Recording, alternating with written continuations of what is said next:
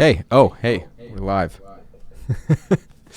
All right, we had a couple technical hangups there, but we're here now. Welcome, Todd, and welcome everyone who's going to be joining us. Stoked to have a chance to chat with Todd Herman here. Todd's a friend. I had an opportunity to meet him a few years ago and have spent a lot of time actually learning from him. And so I thought it'd be really awesome to bring him into our community, to our groups, introduce him to you. And as course creators, there's a lot we can learn from Todd. He's both a course creator himself, an amazing author, has hosted some absolutely amazing live events and has a new one coming up. We're going to talk about PerformanceCon. And so wanted to start by sharing Todd with you because he's been in some respects a secret weapon of mine of learning from him, and I think there's a lot we can learn from him. So wanted to bring him in, introduce you. Todd, it's a real pleasure to have you here. Welcome. Well, to someone who gives me a tool that I can use to help me run my business with a hell of a lot more simplicity, it's a pleasure, man. Thanks.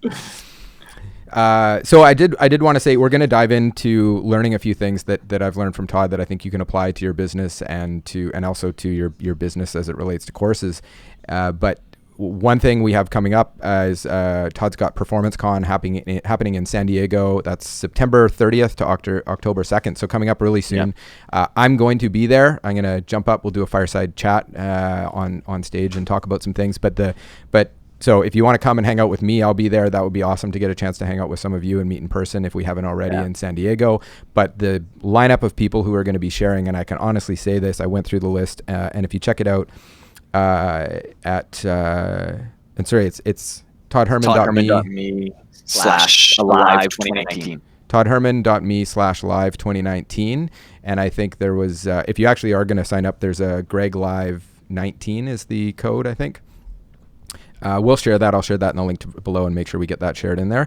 But I can honestly say, going through that speaker list, there are so many people you have coming to this that I've literally been learning from for the last 5 years that have helped me actually build both courses and my own business that way, but also Thinkific. So it's super exciting to come and get to meet some of those people and see them share some of the things they're doing in their business these days, because I've learned a lot from people like Sunny Lenarduzzi, Todd himself, Selena Sue, Adrian Dorison, Chris Winfield, and Jen Gottlieb, who are actually helping us with PR recently.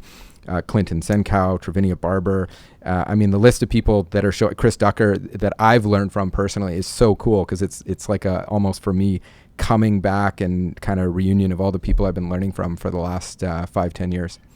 Yeah, this is the fifth year that I've done an event like this. It used to be 90 Year Live. This year I changed the kind of overall lens of this to PerformanceCon, and we'll kind of get to that in a second, so like why it's named the way that it is. But this is the best lineup of people that I've got coming, and kind of one of the big things that I really wanted to do for people.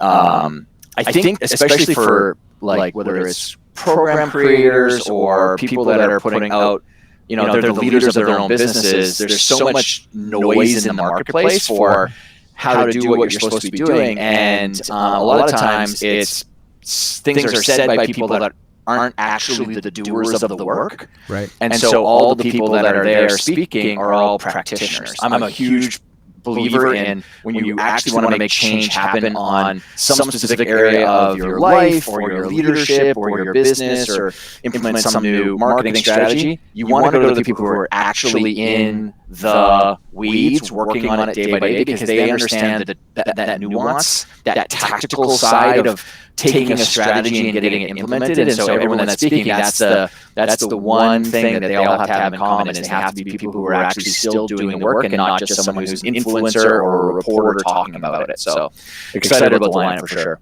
Yeah, as am I. So we'll come back and talk a little bit more about that in a few minutes. But in the meantime, actually, I was gonna. If you want to check it out, it is toddherman.me/live2019. And if you use Greg Live 19, there's a code that'll get you $100 off. This is not an affiliate promotion. We're not getting, people disclose I'm getting paid to promote this. We're not. I'm promoting it only because I think it's absolutely awesome, and I think it can benefit you as a course creator and business owner.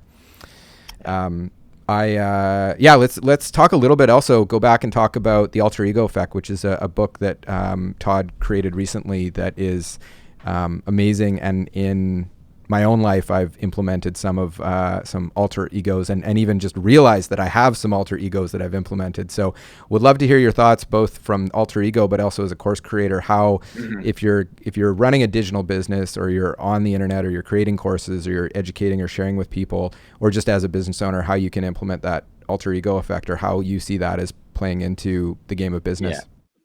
Well, just some background on me for people that aren't familiar too is, I've had my peak performance in mental game training and coaching company for 22 years now. I started in 97 and ended up, graduating through the different levels and starting to work with pro athletes, Olympic athletes, public leaders, figures, entrepreneurs, executives. And where all this matters to the people that are watching is I've had more retired pro athletes come to me and say they would prefer to get their, asses beat up on a Sunday on playing football or something like that than deal with the challenging world of entrepreneurship, because there are so many different roles that you have to play as a business owner.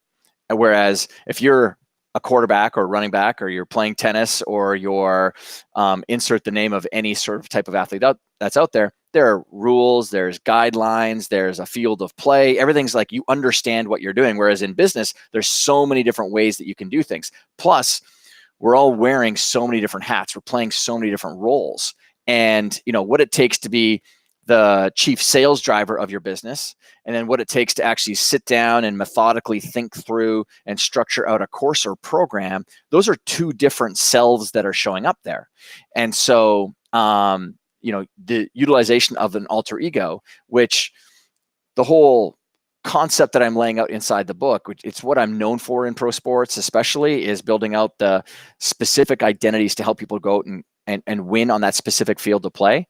And the power of this for entrepreneurs is that when you start to think about how you're going to show up with intention as that program creator, and then possibly the program deliverer, because what it takes to actually map something out, and then what it takes to actually enthusiastically deliver that, where it lands in a way that people feel the energy, so that they start to, feel the confidence, and then they feel more confident in whatever strategy you're giving them, so that they go and implement it. Those are two different selves that are showing up.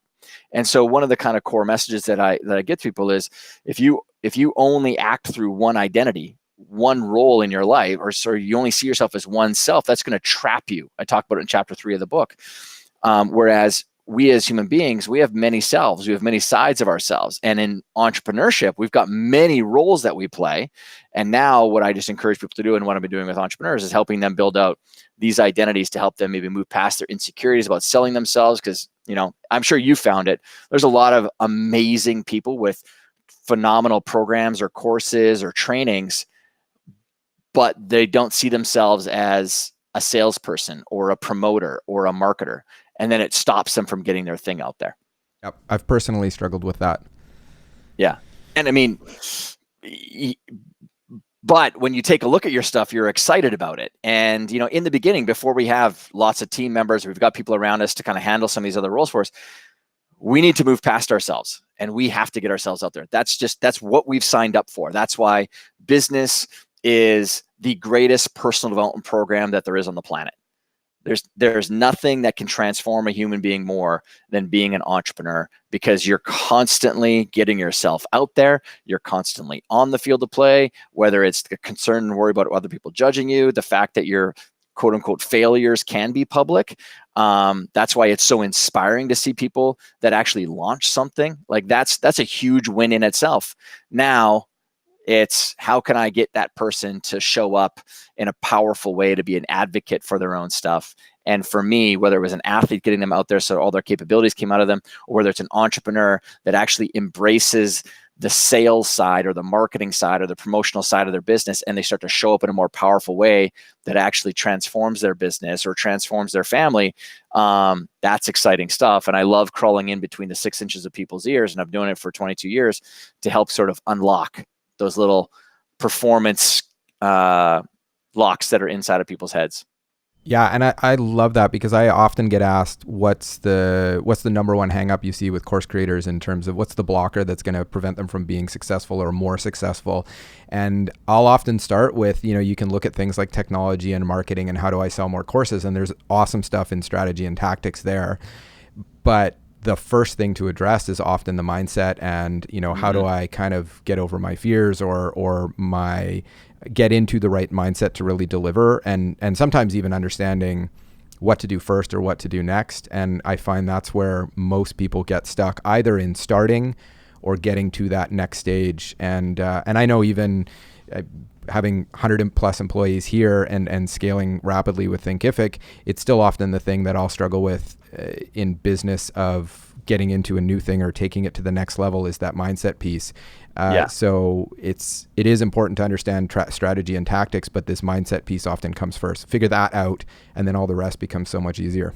Yeah, and I mean, even on that note, like that's exactly why we shifted the event towards PerformanceCon, because when I've been working inside of the world of peak performance for a long time, and the three kind of key areas that we focus on when we're transforming someone's performance is, first place we start is that mindset and personal leadership side of things. So that's why on day one of the event, that's what we're focusing on, our speakers, the presentations, and the masterminds that we have throughout are all around the mindset and personal leadership that you need to have as an entrepreneur to really succeed, which then helps us to set up for day two, which is about strategy and tactics. Like, what's the overall strategy, the concept, but then also what's the kind of like nuance of how you make that thing actually work.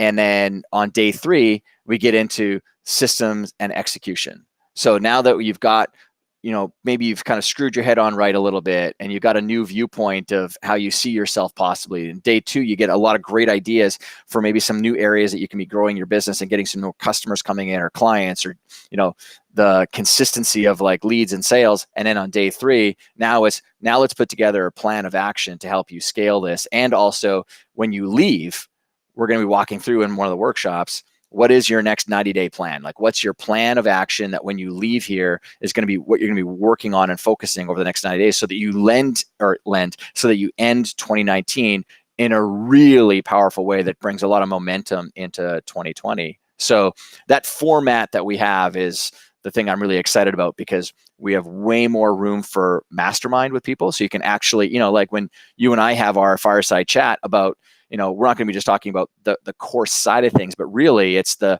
mentality of what it took for you to be scaling, right? Because you started out with just, yourself and a couple people, but now you've got 100 plus people inside this business. So how did you change that sort of leadership self so that other people can kind of see that whole process as well as for themselves? Yeah, and I love that day three concept, because I do go to events where I come with a really nice notebook with a bunch of ideas, often disseparate from speaker to speaker or event to event, or group to group, as to, do this, or here's a good idea. But I think summing it up but I come home and then it's, you're trying to find the time to put it together into a cohesive plan. So the idea that I can come away from day three with a cohesive plan of what am I going to do to close out 2019 specifically for me that's actually going to work, and, have your do not do's as well as your core focused stuff is that's just awesome, because that actually allows you to go and execute.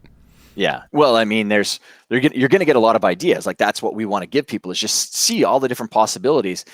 But the problem then from events is you leave there with all these ideas and then you're left to your own devices to figure out what's going to be the right thing for you.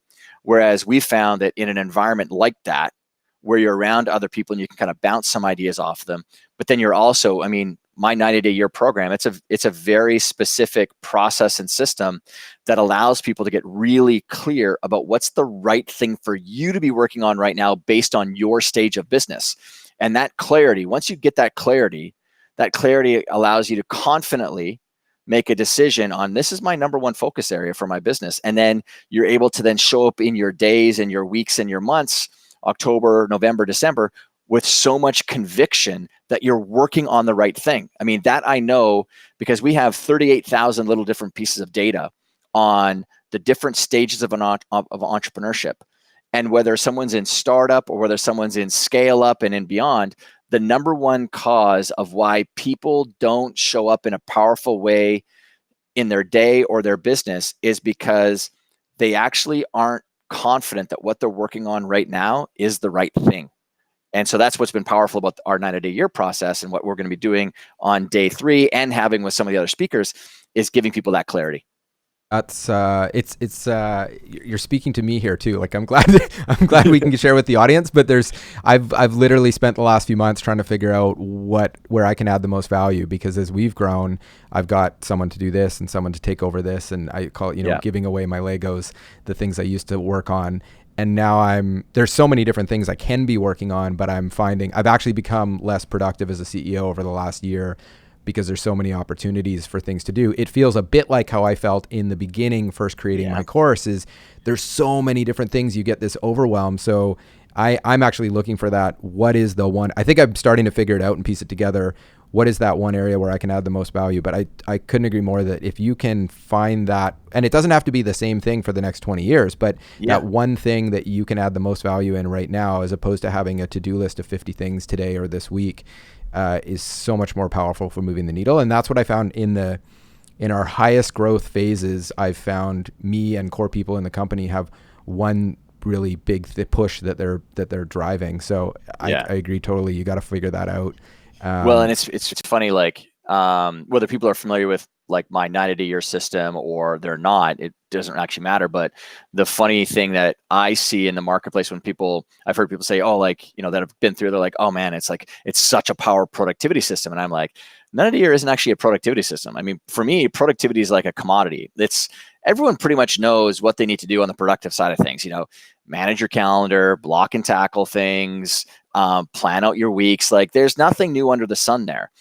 But it's that 6 inches between the ears of like, what is, like, all of us, sometimes we're so close to our own stuff. We're inside the bottle, so we can't read the label. We have a tough time figuring out what's that right thing for me. And so what really the system is of the 90 year, which came out of my peak performance company of helping athletes grow their skills really fast, which is, it's actually a strategic decision-making tool for people. That's actually the process. That's what 90 years is. It's a strategic system for how you really create massive alignment between kind of what that mission is, or that maybe that vision is that you've got, and then what's the most important goal that you could ever achieve and shoot at and target in the next 90 days. And then how do we stack the projects behind that, and then stack in the activities in your day to then align all those things together so that you have this really lean, peak performing business, and you're truly getting as much value out of the days that you're working as you possibly can. Because nothing is more frustrating to any of us than when we get to the end of the month and we go, man, I've been working my butt off and I don't feel like I got any return whatsoever on my effort. And that's my whole mission, is like, how can I help more people get a higher return on the efforts and hard work that they're putting in? There is a fundamental difference sometimes between closing out a year or a 3-month period and looking back and saying, wow, we really came way further than I thought. And wow, I put a lot of work in and we haven't really moved. And I've been in both scenarios. And I think a lot of it comes down to focus and that one thing. Yeah. And there's also one other thing I want to touch on. This is because it came up actually today. And it was actually, I was having lunch with a few friends that are running $20 million plus businesses here in New York.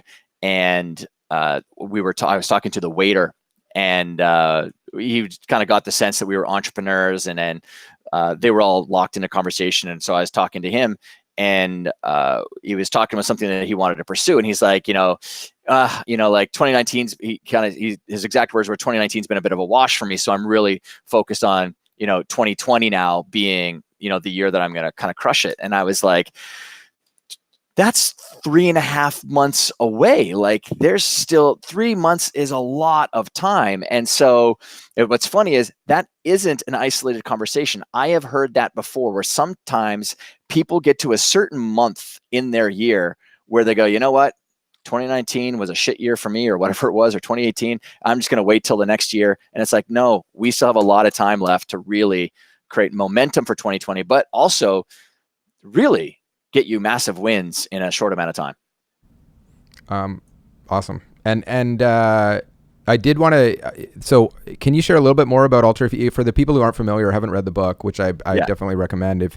share a bit about alter ego concept and how Yeah. what that looks like for people? Because I know when you shared it with me, I immediately went home and started changing, not just on the business side, but even personal family side, a few changes for me that were instrumental.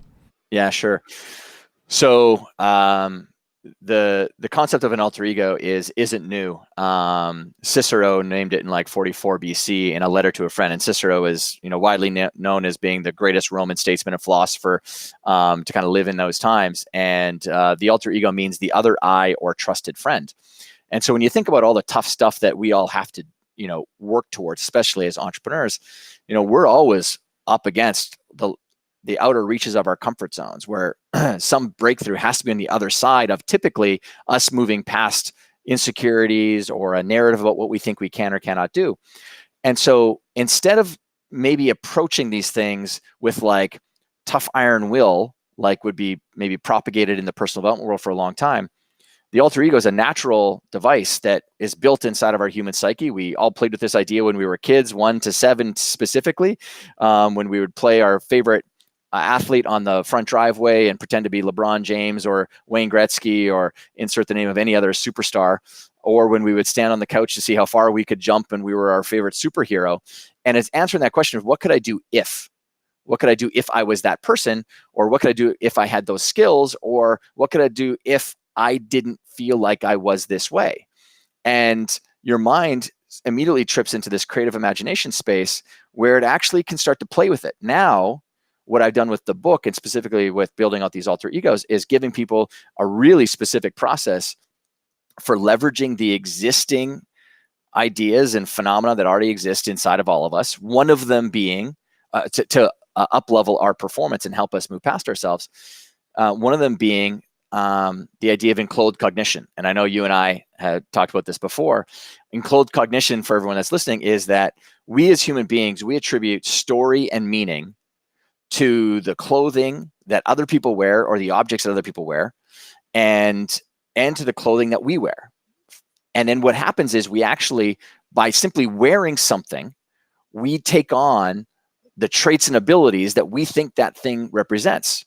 So there was a great study that was done at the Kellogg School of Management, this really famous business school, where they brought a bunch of students into a room and they had this test, which was the word of a color, and then but it was colored differently. So it would be the word yellow, but it would be in pink. And what you had to do is you had to say the word and not the color itself. And because the brain processes color before words, it's actually very challenging. So you have to like go through all these words. It'd be yellow and then it'd be blue, but it was colored in red and all that. And what they would do is they, test to see how long they would take to do the test and see how many mistakes they'd make. So they had this one group come in, do it, and they're in their plain clothes. And then they bring in another group, and this time they would hand them a white painter's coat. And the moment they put on the white painter's coat, or they tell them to put it on, then they had to do the test. So they track the data, then they leave. And then they bring in a third group, and the third group, they were handed the same white coat, but this time they were told it's a lab coat or a doctor's coat. And then they track the data. So what are the results? Well, again, going back to enclosed cognition, because you're putting on a lab coat, you're enclothing yourself in the cognitive traits of whatever you think it means to be wearing a lab coat. And it all happens automatically. The great thing about this is that you don't have to actively think about it. So the thing is, if you're wearing a doctor's coat or a lab coat, you're more methodical, detailed, and careful. And when you're doing that specific test, being methodical, detailed, and careful actually helps you. So the people who wore the lab coat and doctor's coat actually went through that test in less than half the time and made less than half the mistakes as the other two groups. The people who wore the painter's coat got the exact same results as everyone else. Why? Because painter's coat meant like, and when I say painter, not like house painter, I mean like, creative painter, is you're adopting the cognitive ability of someone who's more imaginative, creative, and so forth. So this is just one of the kind of pieces of the process that we have inside of, leveraging and building an alter ego is, do you have a uniform that you could put on like I have? I wear glasses when I'm kind of in my studious mode of thinking about, solving the little problems of the creations that I'm making with our programs, when I'm researching stuff, because the reality is when you actually wear glasses, it's proven by scientific studies. The perception of you is that you're more intellectual, you're smarter, you're more decisive. You're actually softer as well. There's lawyers who actually get their clients to wear, who are defendants in court, get them to wear glasses because conviction rates go down, as well as their the amount of time that they would end up getting sentenced. Because, I mean, how could someone ever commit that crime? He looks so smart, right? So anyway, when you're on day one, I'm going to walk through how you can use this idea of an alter ego as an entrepreneur, or as, in this case, course creators can use this to really step into more powerful versions of themselves that actually draw out all of their capabilities. Yeah, and I've loved that because it started to both help me pick a few new ones on the enclothed cognition and but also even recognize some that I had. Like, this is a shirt I was sharing with before we went live there that my daughter gave me that I usually wear this, or another one she gave me to show up for our town hall to talk before the whole company, and it creates almost a different persona based on wanting my daughter to be kind of proud of what I'm sharing there. Sure. To show up. And then another one I just realized as you were talking, and I've seen a bunch of people in the office do this. There's a variety of reasons behind it, but I've done it before too, is just getting headphones to put on that actually don't have anything playing in them when you want to focus. And the gist of it can also be I'm sending a message to everybody like, don't bother me, I got headphones on. But I actually find just even at home alone, I can put them on and suddenly I'm in much deeper focus mode, because that's my tool to get there. So I love this for mindset of jumping in.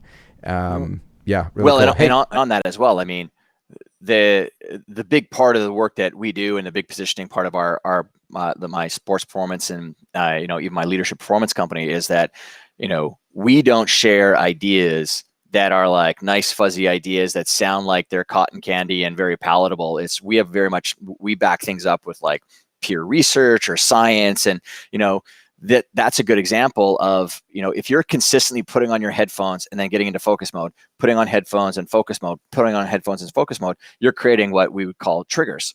And just by simply you creating these rituals, you're finding a way to step into a more powerful version of yourself. And, we end up using words, all of us do, like we say things like, oh, I'm an introvert, or, I just can't focus, or I've got ADD. And then we start acting through these ideas, because one big takeaway that I'd want to have for people is, whether they come to the event or whether they don't come to the event, but just always keep this in mind.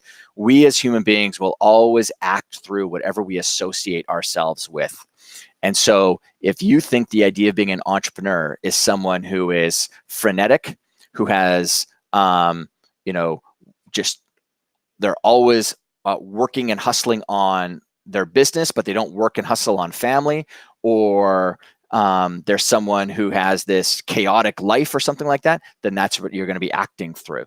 And headphones right now are an association in your office of someone who's focused, and that was created. It's the powerful part of the mind that we have.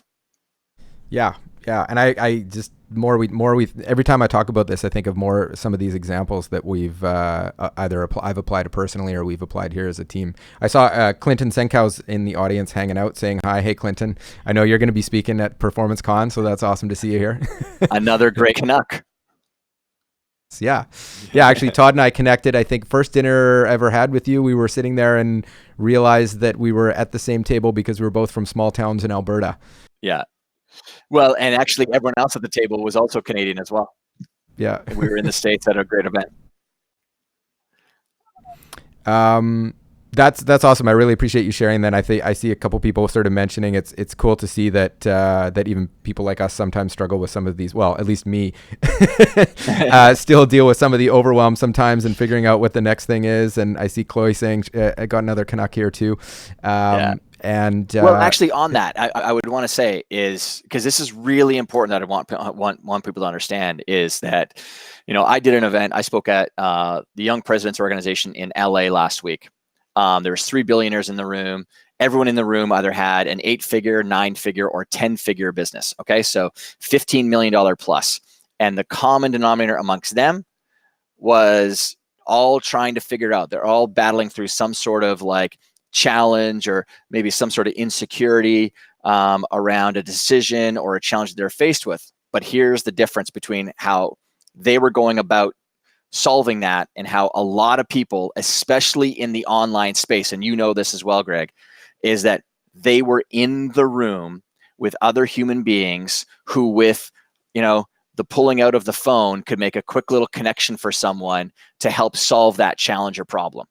And what a lot of people in the online world will do is they will stay tucked in their room or tucked in their home office or behind their computer screen, and they don't get around people. And, there is no faster pathway to success than relationships. I mean, I talk about it with my people, business moves at the speed of relationships, and you're never going to find a better place to make those things happen with one big foul swoop than coming to a really great event where awesome people are going to be at. And I can say with conviction that having two small kids recently, I actually dialed back a lot of my travel considerably, maintained 2 events that I go to, one where I met Todd and another one where I just get to meet and hang out with great people, because I knew I couldn't give up this continuous relationship building, because it is such a driver in every business I've been a part of. But even that, dialing it back, I did actually notice a slowdown in a variety of things. So I'm excited to, I've got kind of the more travel clearance from my wife right now. Thank her for that for me. And I'll put it out to everyone out here watching, is if I'll be there in a couple of weeks and would love to see you there. It's in San Diego, September 30th to October 2nd, but recommend to fly in on the 29th. We'll throw the link in again in there, but toddherman.me/ live 2019 /live 2019, and there's a code GregLive19, all caps on that. I think I don't know if caps is required, but all caps on that, GregLive. And none of that goes to us. I'm just sharing this and sharing Todd, because he's been awesome insight and resource in my business career, and so love to share that with the rest of you. And so also just actually to ask, who's PerformanceCon made for? Like, for the people listening, what's the right fit for people coming? Yeah. So the target group of people that we're looking at is, anyone that has established their business, and now they're trying to find out what is that next, growth area for them. What is that next area that they should be focusing on? And people that actually want to be serious business owners. Like, they don't want to, because we're bringing in, this isn't like a marketing event. There's people that are coming in to talk about systems. There's people coming in to talk about hiring side of things. There's people that are coming in and talking about, I'm bringing in Mike McCallowitz, the author of Profit First, to talk about kind of the financial side of things. Even Billy Jean from Billy Jean is Marketing. He's coming in. He's not going to talk about his marketing kind of amazing skill set. He's going to be talking on day 3 about, his path over the last 3 or 4 years of like scaling, and actually for him building up that identity of being everyone thinks that Billy comes by that sort of Billy Jean is Marketing, very honestly. And he said, like, because he's been a very big supporter of the alter ego effect. He's like, this is exactly what I did. I stepped into this role. And the great thing about it was, and the great thing about the kind of amazing process of using this device is you end up finding yourself, or you find more of yourself, through this process. So, it's anyone that's kind of definitely in that 6 figures and, to $3 million range in there. Or if you haven't quite hit the 6-figure mark, you're exactly what you're trying to go after. It's and I think the other side of it is when we think of like the type of business owner is, we don't have we don't attract a lot of super marketing people. We attract like just really good people that are serious about building great businesses and serving amazing communities of people, whether it's e-commerce people that are there, or whether it's, course and program creators. There's amazing content and amazing speakers like Clinton and like Sunny, who's out of Vancouver, and Todd as well. But I got to echo as well what you shared earlier, is some of those going there and making those connections in person. Every time I have done that, it's catapulted things for me. And you don't know what those are going to be until you get there and you put yourself in that place. You make that friendship, you help someone out, and then they help you, and it turns into amazing things. So I think coming with that open attitude, and to one of the points of putting that thing on, the first couple of things long time ago that I did like this, and even just generally phone calls with customers, potential customers. I don't like selling. Never saw myself as a salesperson. But I figured out that I love to help people. And so I just decided, okay, I put my helper hat on and I show up to help people. And even if that is on a specific sales call where I actually want to close a sale, and it doesn't have to be that, it could just be, meeting people, building relationships. But if I put that helper hat on, I find, magic happens, because that's part of who I love to be and want to be and can be, and it eliminates this need to be a salesperson. So, but I'd encourage, if that works for you, show up for the event, put your helper hat on, show up and help everybody else. And it's amazing. I found when you do that, that's when people are pulling out their phone saying, I'm going to connect you with someone who's going to really help you on this other thing that you were sharing. Yeah, just one thing on that, and then we can wrap up, which is on New Year's Day, my daughters were asking us if we were going down to Mexico again, because we went down there last year, the year previously, for a vacation. And I said, no, Daddy has his book coming out, so we don't have the time to do it right now. And so they were all giving me a hard time about it. And I said, well, fine. Well, you guys can start your own businesses. And when you make your money from it, you guys can decide on when you want to go for your vacations. And they said, start our businesses. And Sophie had asked me, who's 4 years old at the time, said, okay, then I'm going to start selling baby bunk beds. And I said, oh, great. Well, let's create a website. And so why don't you come over here right now? And this is literally like, 8 seconds later, I'm like, come here, let's shoot a video for your website. So she's in her pajamas. The Christmas tree is still in behind. And her opening line is, hi, I'm Sophie. I'm selling baby bunk beds because selling is sharing.